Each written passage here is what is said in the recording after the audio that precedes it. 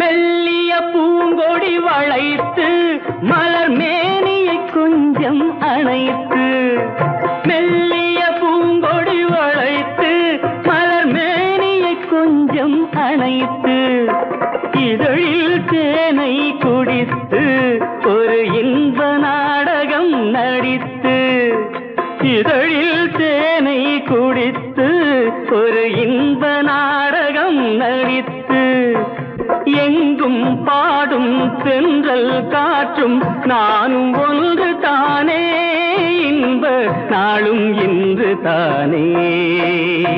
பாடும்போது நான் தென்றல் காற்று, பருவ மங்கையோ தென்னங்கீற்று.